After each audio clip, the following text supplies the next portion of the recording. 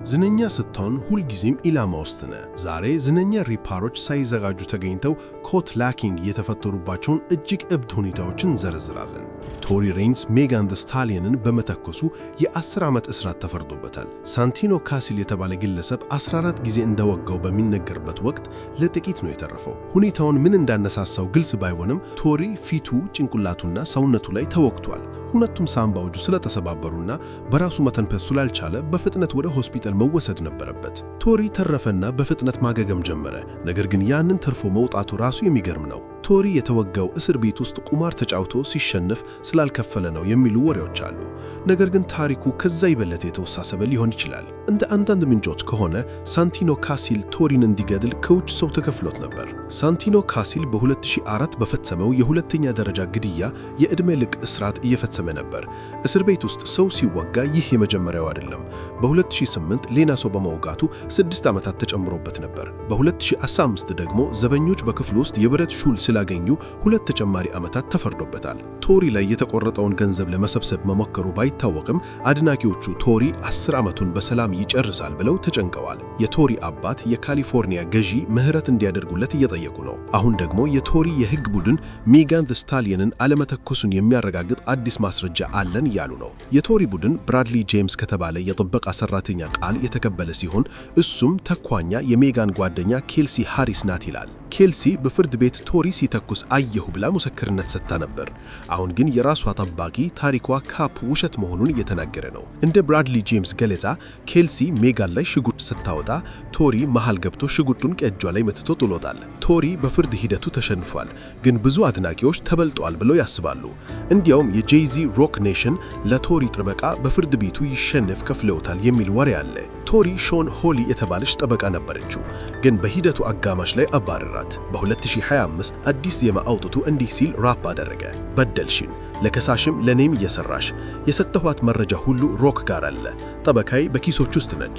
ሜጋን እስር ቤት እንደምትገባ እርግጠኛ ሆና የምታወራው ለዛ ነው። ለዛ 10 ዓመታችሁ ስለከፈላችሁ ነው። እውነቱን እንነጋገር ከተባለ ሮክ ኔሽን ሜጋንን ያስተዳድራል፣ ቶሪም እነሱ እንዲታሰር እያደረጉ ነው ብሎ ያምናል። ጠበቃዋ ሾን ሆሊ ግን የቶሪ ንግግር ውሸት መሆኑንና ከሮክ ኔሽን ጋር ሰርታ እንደማታውቅ ተናግራለች። ብዙ አድናቂዎች የፍርድ ሂደቱ አጠራጣሪ ነው ብለው ያስባሉ። ቶሪም ከሞት መመረፉ ምህረት ያገኛል ብለው ተስፋ ያደርጋሉ። ዲዩቲሎ ከሊል ደርክ ጋር ግንኙነት ያለው ሲሆን በኦቲኤፍ ሌብል ስር 2 ስራዎችን አውጥቷል። ነገር ግን ደርክና ብዙ ጓደኞቻቸው በቅጥር ግድያ ክስ ከታሰሩ በኋላ ዲዩቲሎ አትላንታ ውስጥ ሳይዘጋጅ ተይዞ ጥቃት ደረሰበት። እንዴት እንደሆነ ማንም አያውቅም። ግን ፖሊሶች ዲዩቲሎ እግሩ ላይ ተመትቶ ደም ሲፈሰው አገኙት። ሰንሰለቱም ተዘርፎ ነበር። ዲዩቲሎ ከኪንግ ቮን ጋር ይቀራረባል። አሁን የኳንዶሮንዶ ወንድም ዲዩቲሎ በመመታቱና በመዘረፉ እየተሳለቀበት ነው። ዲዩቲሎ ኪንግ ቮን በተገደለበት ጠብ ውስጥ እጁ ባይኖርበትም አሁንም ለነሱ ጠላት ነው። ወሬዎች እንደሚሉት ዲዩቲሎ በአንዲት ሴት ተጠልፎ ነው ጥቃት የደረሰበት ይላሉ። ሌሎች ደግሞ በአደንዛዥ እጽ ምክንያት ነው ይላሉ። በ2023 ዲዩቲሎ ሊል ደርክ እሱን ወደ ማገገሚያ ለማስገባት $100,000 በላይ እንደከፈለ ተናግሮ ነበር። አሁን ግን ድጋሚ ወደ አደንዛዥ እጽ ተመልሷል የሚሉ ወሬዎች አሉ። አብዛኛው ቡድኑ በግድያ ክስ ላይ ስለሆኑና ሊረዱት ስለማይችሉ ዲዩቲሎ አርፎ ቢቀመጥና ቢጠነቀቅ ይሻላል። ሊሊ ሳይዘጋጅ ጥቃት ሲሰነዘረበት ጌጣጌጡን አልሰጥም በማለቱ ደረቱ ላይ 2 ጢት አረፈበት። ሊሊ የሳን ፍራንሲስኮ ሪፓር ሲሆን ፖሊሶች የገመቱት ኢስት ሆሊውድ ውስጥ ወደሚገኝ ስቱዲዮ ሲሄድ ተጠልፎ ነው። ሊሊ ሙዚቃ ለመስራት ሄዶ ስቱዲዮ ውስጥ አደጋ ይገጥመኛል ብሎ አላሰበም ነበር። ነገር ግን እየቀረጸ እያለ አንድ ሰው ገብቶ ሰዓቱን እንዲሰጠው ነገረው። ሊሊ አልሰማም ስላለ ተኳሹ ደረቱ ላይ 2 ጊዜ መታው፣ ግን አሁንም ሰዓቱን አልወሰደውም። ሊሊ በከባድ ሁኔታ ወደ ሆስፒታል ተወሰደ፣ ግን እድለኛ ሆኖ ተረፈ። ወንድሙ ናጂ ሃሪስ ለፒትስበርግ ስቲለርስ የሚጫወት በመሆኑ ሌላ ሰዓት ሊገዛለት ይችላል። ስለዚህ ዳግመኛ አደጋ ቢገጥመው ንብረቱን ቢሰጥ ይሻላል። ሶስ ዋከር ሲሲፒ የተባለውን የሜምፊስ ራፐር ፈርሞ አብሮት ሜምፊስ ውስጥ ነበር። ሶስ ዋከር ያላወቀው ግን ሲሲፒ ላይ የጭንቅላት ዋጋ ተቆርጦበት እንደነበርና እሱም አብሮ ሊሞት እንደነበር ነው። ወሬዎች እንደሚሉት ሲሲፒ ሜምፊስ ውስጥ አንዳንድ ወንበዴዎችን ዘርፎ ስለነበር ሊገድሉት ይፈልጉ ነበር። በማርች 2025 በቀን ብርሃን ተኳሾች ሶስ ዋከር እና ሲሲፒ ላይ ተኮሱ። ሶስ ዎከር እግሩ ላይ ተመትቶ ተረፈ። ሲሲፒ ግን እዚያው ሞተ። ሶስ ዎከር እንደተናገረው ሲሲፒ ሲጋራ ለማጨስ ወደ ውጭ መውጣት ፈልጎ ነበር። ሶስ የጥበቃ ሰራተኞቹ እስኪመቱ መጠበቅ ፈልጎ ነበር። ግን ሲሲፒ አልሰማም ስላለ ሁለቱም ወደ ውጭ ወጡ። ተኳሾችም ያገኟቸው በዛ ሰዓት ነበር። ከጥቂት ሳምንታት በኋላ ከተኳሾቹ አንዱ ሂውስተን ውስጥ ተገደለ። ሶስ ዎከር ሂውስተን ሰው ስለሆነ እሱ አስገድሎት ሊሆን ይችላል የሚሉ ወሬዎች ቢኖሩም ማስረጃ የለም። ኦኤምቢፒዚ በሰሜን ካሮላይና ሳይዘጋጅ ጥቃት ሲሰነዘርበት ሕይወቱ ሊያልፍ ጥቂት ቀርቶት ነበር። ፒዚ ሾው ነበረው። ሲወቱ ግን የሆነ ሰው በመኪናቸው ላይ ከ20 በላይ ጥይቶችን ተኮሰ። ተኳሾቹ በየቦታው እየረጩ 5 መኪናዎችን መቱ። የፒዚ አሽከርካሪ ለማምለጥ ሲሞክር ከሌሎች መኪኖች ጋር ተጋጅቶ ቦይ ውስጥ ገባ። ተኳሾቹ መጥተው መኪናውን ቢፈትሹት ኖሮ ፒዚ አይተርፍም ነበር። ግን እድለኛ ሆኖ ማንም አልተመታም። ይህም የመጀመሪያው አይደለም። በ2019 ቦሲ ባዳስ ሾው ላይ አንድ ሰው ተመትቶ ሲረገጥ አይቶ ሲወጣ ተኩስ ተከፍቶ እግሩ ላይ ተመትቶ ነበር። በ2021 ደግሞ ሮዲ ሪች እና ፎርቺቱ ዳግ ላይ ተኩሷል ተብሎ ታስሮ ነበር። ግን በኋላ ክሱ ተቋረጠ። ቦሲ ባዳስ በ2025 ኦሃዮ ውስጥ በሰጠው ድግስ ላይ 3 ሰዎች ሊሞቱ ምንም አልቀራቸውም ነበር። አንድ ተኳሽ በጎን በኩል ገፍቶ ቦሲን ሊገለው ሲሞክር ቦሲ ጎንበስ ብሎ አመለጠ። ግን ሌሎች 3 ሰዎች ተመቱ። በ2020 ደግሞ ዳላስ ውስጥ እግሩ ላይ ተመትቶ ሊያታው ምንም አልቀረውም ነበር። ግን ቦሲ ተስፋ አልቆረጠም። ከሳምንታት በኋላ በዊልቼር እየተንቀሳቀሰ ድግስ ሲያዘጋጅ ነበር። የቦሲ ሾዎች ሁልጊዜም አስፈሪ ናቸው። በ2024 አይዋ ውስጥ በነበረው ሾው 2 ሰዎች ተገለዋል። በ2006 ደግሞ ሌላ ሾው ላይ 5 ሰዎች ተመተዋል።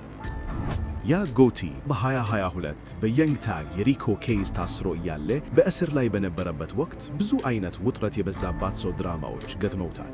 በ2024 ደግሞ እስር ቤት እያለ ተጨማሪ ክሶች ተደራረቡበት። ያ ጎቲ እና ጓደኞቹ ወደ ሌላ እስረኛ ክፍል በመሄድ በኤሌክትሪክ ገመድ ጥቃት ሰነዘሩበት። ከዚያም ከጥቂት ወራት በኋላ አንድ ሰው ሳይዘጋጅ አግኝቶት ሊገድለው ሞከረ። የሪኮ ኬዙ ሊጠናቀቅ በተቃረበበት ወቅት ያ ጎቲ እስር ቤት ውስጥ ተወግቶ ሆስፒታል መግባት ስላለበት ከችሎቱ ለተወሰነ ጊዜ ማረፍ ነበረበት። በአትላንታ የሚገኘው የፉልተን ካውንቲ እስር ቤት እጅግ አስፈሪና አደገኛ ቦታ ነው። በ2023 ብቻ ከ300 በላይ የውጋት አደጋዎች ደርሰዋል። ያ ጎቲ ግን በሕይወት ተረፈና አሁን ደግሞ በመጨረሻ በነፃነት ላይ ይገኛል። በየንግ ታግ የሪኮ ኬዝ ውስጥ ተወግቶ የነበረው ያ ጎቲ ብቻ አልነበረም። በ2023 የየንግ ታግ የቅርብ ጓደኛ የሆነው ሻነን ስቲልዌል ወይም በቅጽል ስሙ ኤስቢ ዊሊ ብራውን በተባለ ሰው ደጋግሞ ተወግቶ ነበር። ኤስቢ ሆስፒታል ገብቶ ስለነበር እሱ እስኪያገግም ድረስ የሪኮ ችሎቱ ተቋርጦ ቆይቷል። YSL ታስሮ እያለ ብዙ ጥቃቶች ቢደርስባቸውም በተመሳሳይ ሰዓት በጠላቶቻቸው ኦፕስ ላይ ጫና ያደርጉ ነበር። የንግ ታግ YFN ሉቺ ከተባለ ሌላ የአትላንታ ሪባር ጋር ጠብ ነበረው። አንዳንድ የYSL አባላት ደግሞ ሉቺን የራሱን ኬዝ እየተከራከረ ባለበት ወቅት ሊገድሉት ሞክረው ነበር።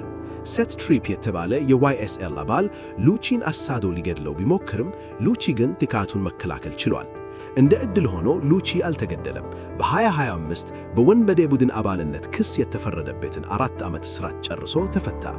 ታይኬ በራፐር ዓለም ውስጥ እጅግ እብድ ከሆኑ ታሪኮች አንዱ አለው። ታይኬ በ2019 በአንድ የግድያ ወንጀል የ55 ዓመት እስራት ተፈርዶበት ነበር። ነገር ግን ማርክ ሳላቫር የተባለ ግለሰብን በመግደል ሌላ የፍርድ ሂደት ይጠብቀው ነበር። የፍርድ ሂደቱ ከመጀመሩ በፊት ታይኬ ፍርድ ቤት ሲቀርብ አንገቱ ላይ በነበረው አስፈሪ ጠባሳ ምክንያት በኢንተርኔት መነጋገሪያ ሆነ። ፎቶቹ በማህበራዊ ሚዲያ ላይ በስፋት ተሰራጩ። ነገር ግን በትክክል ምን እንደተፈጠረ ማንም ያውቅ። ዳኛዋ ስለ ሁኔታው ጠየቀውት ነበር። እንዲሁም እንዴት እንደተቆረጠ ለምክትል ሸሪፉ ሊያናገር እንደሚችል ነገሩት። What happened to your neck? Oh, it's an issue. Do you guys need that It's like address? an issue, yeah. Do y'all need that address with the deputy or anything? No, ma'am. It's years old. All right. በተጨማሪም ታይኬ እስር ቤት ውስጥ ዘበኛ ስለወጋ ተጨማሪ የእስራት ዘመን ተጨምሮበታል የሚል ወሬ ተሰራጭቶ ነበር። ታይኬ ግን ታሪኩ የተቀነባበረ ነው በማለት አስተባበለ።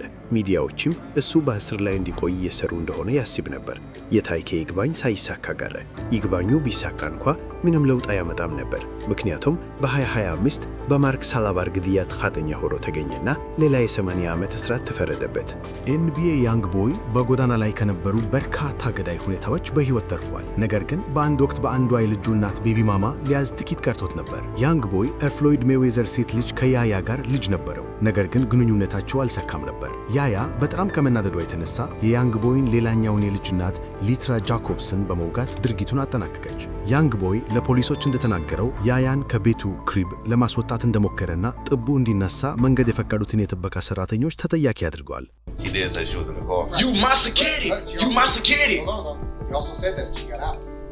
She got out.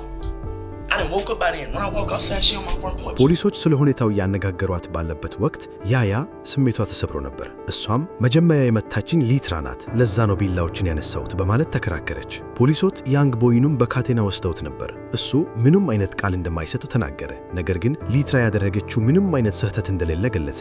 ያያ እብድ የሆነ ድርጊት እየፈጸመች ነበር። ያንግ ቦይም አብሮ ባለመወጋቱ ድለኛ ነው። ነገር ግን ከዚህ ሁሉ ድራማ በኋላ እንኳ ያንግ ቦይ ከሷ ጋር ያለውን ግንኙነት ቀጥሏል። ያያ በ2025 ባወጣው የሙዚቃ ቪዲዮ ላይ እንኳ ታይታለች። ብሉፌስ በሙያ ሕይወቱ በሙሉ በግርግሮችና በችግሮች ክራሽንግ አውት ውስጥ የቆየ ቢሆንም በአንድ ወቅት ግን በአንድ የቦክስ ማሰልጠኛ ጅም ውስጥ ሳይዘጋጅ ተይዞ ጥቃት ደርሶበታል። ብሉፌስ ለነበረበት ቀጣይ የቦክስ ውድድር ስልጠና እያደረገ ባለበት ወቅት አንድ የማያውቀው ግለሰብ ከጎዳና ላይ ዝም ብሎ ዘልቆ በመግባት ብሉፌስን እንደሚገደለው ተናገረ። ብሉፌስ ሊመታው ሲሞክር ሰውየው እግሩ ላይ ወጋው። በዚህም ምክንያት ሊያደርገው የነበረው ውድድር ተሰረዘ። አሁን ብሉፌስ በፕሮቤሽን ጥሰት 4 ዓመት ተፈርዶበት እስር ቤት ይገኛል። አሁን ደግሞ እስር ቤት ውስጥ በሌሎች እስረኞች በየካቲት 2025 ብሉፌስ ፊቱ ላይ አስገራሚ የሆኑ ንቅሳቶችን በብዛት የተነቀሰባቸው የእስር ቤት ፎቶዎች በኢንተርኔት ወጡ።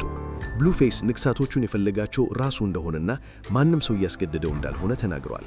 69 LA ፊትነስ ውስጥ በቪዲዮ ታይቶ 3 ሰዎች ደብድበውታል። መንጋጋውና ጀርባው ተጎድቶ ነበር። በ2025 ጂሙን ጥበቃ አላደረገልኝም ብሎ በ$1 ሚሊዮን ከሰሰ። ግን ቢረታ እንኳ በሌላ ኬዝ ለዳንሰኛ $10 ሚሊዮን እንዲከፈል ስለተፈረደበት ገንዘብ አይኖረውም። እንግዲህ ዝነኛ መሆን ከሀብትና ከዝና ባሻገር እንዲህ ያሉ አስፈሪ ዋጋዎችም አሉት።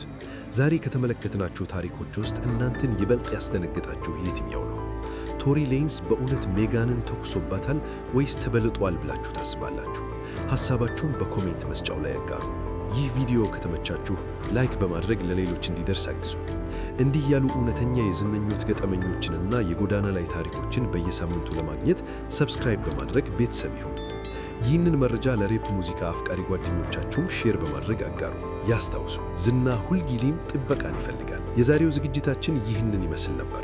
በቀጣይ በሌላ አስገራሚ ታሪክ እስክንገናኝ ድረስ በያላችሁበት ሰላምና ጥንቃቄ ይለያችሁ። ቸር ሰንብቱ።